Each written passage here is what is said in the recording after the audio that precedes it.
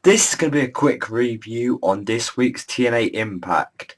And before any of you ask, yes, I drew my face in black permanent pen, but it's going to come off right. It is right. Hope so.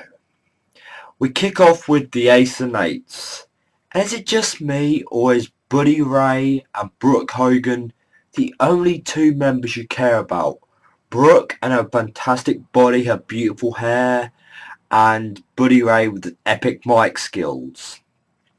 They come to the ring, forget about the other two, and Buddy Ray and with the help of Anderson really bring their match up at the pay-per-view to another level. We have Anderson and Buddy Ray agreeing to a stipulation. We have Anderson's stipulation that if he wins, the Aces&Eights must disband, no more, finished, kaput. We need that because the Aces&Eights have came to a point where all the other members have left. The faction's not really interesting anyone. And if Dixie is about trying to improve her show, the faction of the Aces&Eights is definitely a downfall. But if the Aces&Eights win, if Buddy Ray wins, Anderson is out of TNA, which Anderson put on the line because he's got a pregnant wife that he wouldn't mind going to support and to see his future kid. But there's the match hype ready for next week. It's got me more interested in it, more hopeful that TNA will do the right thing and remove the Aces&Eights from our TV screens. Here's to hoping. Also in the opener, we have Anderson defeating Nux. Out goes Nux. He ends up going to a strip club with Buddy Ray. Later in the night, Anderson kidnaps Garrett, handcuffs him backstage, only after the main event to pile drive him onto the stage. I'll get more to how I feel about Anderson coming out in the main event. Then we have Joseph Parks, who wanted to get his revenge on Christopher Daniels, only to Daniels defeat him by low blowing him when the ref was turned after Parks pushed him away. So Parks lost to Daniels. But don't worry about that. That was just, to help there to be a reason to bring Parks back out to announce that next week, he can't believe he's doing this, announces Joseph Parks versus Abyss. It's going to be a backstage segment when he's talking to a mirror. Come on then, come on. And he's going to see the blood on his hands. The lights will probably go out. When they come back on, Abyss will be standing there. I really don't think TNA have gone out their way to find an identical man to Joseph Parks to play the Abyss character at the same time. I really don't. Yes, WWE did it with Kane versus Kane, but to get someone that looked identical to Joseph Parks to do this storyline, I doubt it, but something interesting to look forward to next week to wrap up this Joseph Park Abyss being the same character storyline. Ethan, the most epic man alive, defeated two nerds in a handicap match, which was another handicap tag, by the way, even though Ethan pinned both of them at the same time. Epic finish. Dixie Carter's time in the show.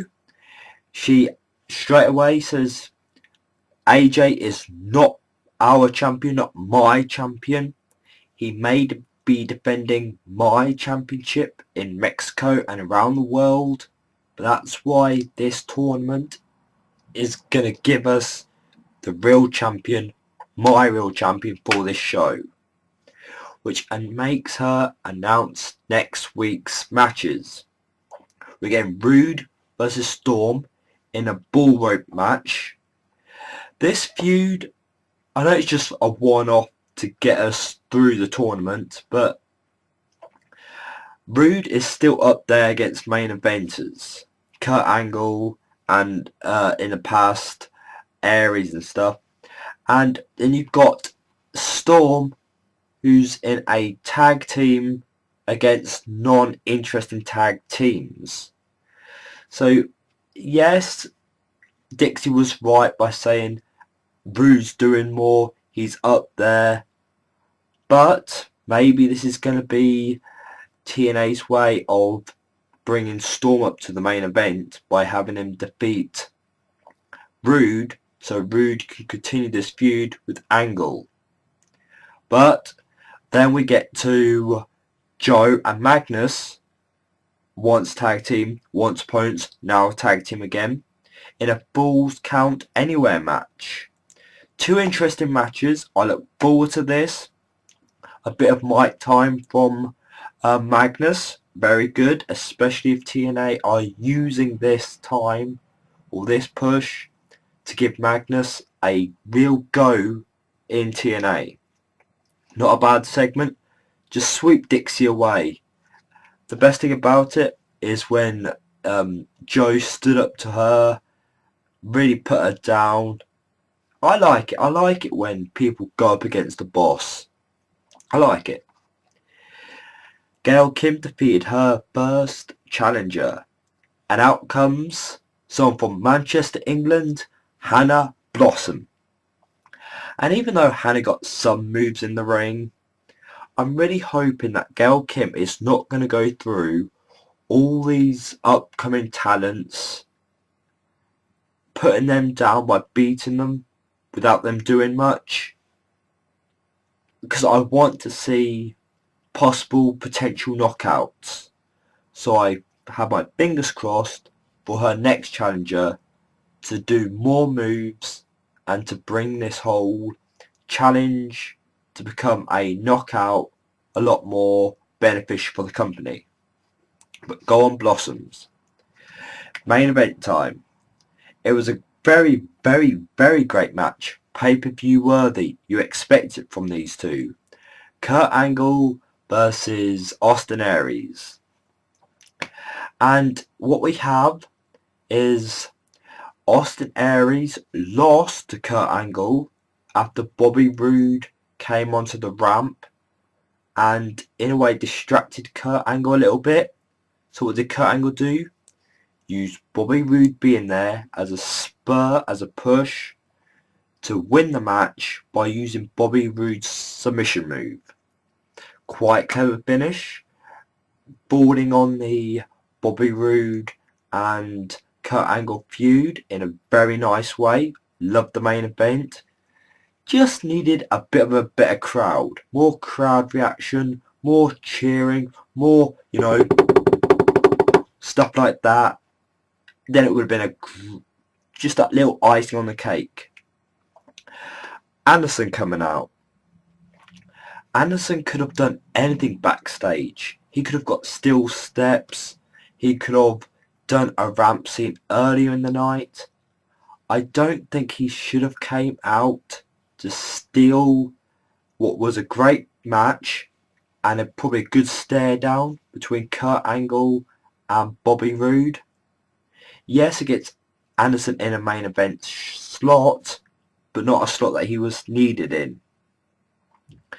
But, minus little gripe there, it was a good TNA show tonight, or when it was on. I enjoyed it, thought it was great. The Aces&Eights hopefully will be dead next week.